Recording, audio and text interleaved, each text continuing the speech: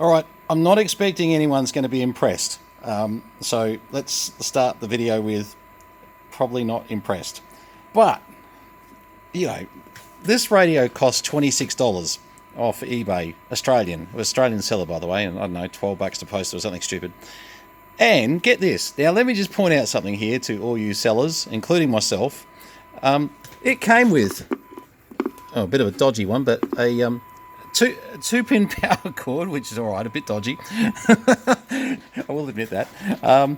It came with a bracket and bracket screws, and it came with an original Dick Smith mic. Now, the fact that this radio looks like a truck ran over it and needs massive work to it is beside the point. This seller got it right. Power cord, mic, bracket screws for $26. So I think he's done well. But anyway, so then my point is, for $26, what did we get? Well, we got on channel 12, which is 27155 on the 18 channel series radio. We got a receiver that works beautiful, hearing down to 0.2 or so.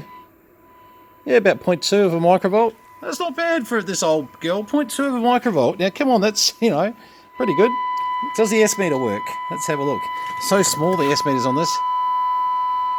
Almost got it. Yeah, well, there you go. You can see it. I had to look through the camera, through the phone camera thing. Jeez, can't really call this a camera. It's my phone. So that's good. All right. And once again, I am doing this as you're seeing it. I haven't had time to test and then do a test again on camera. So let's have a look. Oh, carrier. Okay, so good. Let's turn that up. Let's see if we can hear anything. We got meter movement. Yep. 1 2 1 2 3 4 5 1 2. Oh, come off it. $26, and you've got 3.5 watts. No, you're about 3.5 watts of power. Just over 3 3/4. Let's call it. Let's be very generous. 1 2 1 2 1 2 1 2. It's driving fine. It's looking fine. It's unbelievable. $26. Jeez. I've paid $15 for these power cords sometimes just to get them. Anyway, so what's the deal? What do we do with it? Because it works. The mic will clean up fine. We'll get that looking. It is an original Dick Smith mic, so fantastic. The front, we're in a fair bit of trouble with. The cases we can fix. This bracket, we can make that look a lot better.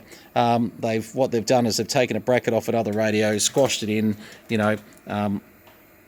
When I say we can make it look a lot better, we can make it look a lot better and put it on another radio and then have another bracket made up for this one, which should probably be the way to go.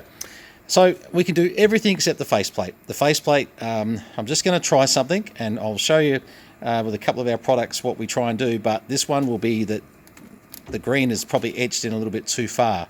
But let's give it, I'm going to spend 30 seconds and then I'm going to come back to you and see if we can make it look any better. Not confident. Okay, so I ended up taking the bracket, putting it around the other way, because it allowed me to, scrub this top surface, which if you go back in the video, really, really was atrocious. And it's still not great, that's obvious, but we'll respray those.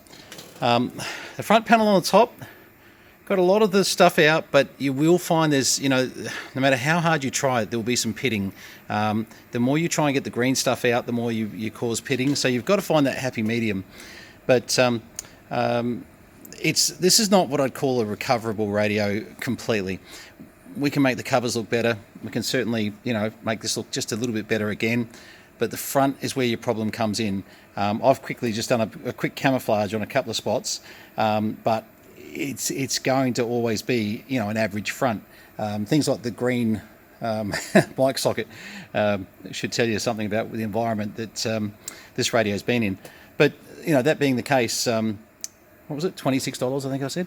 $26. You can still hit transmit, and it works.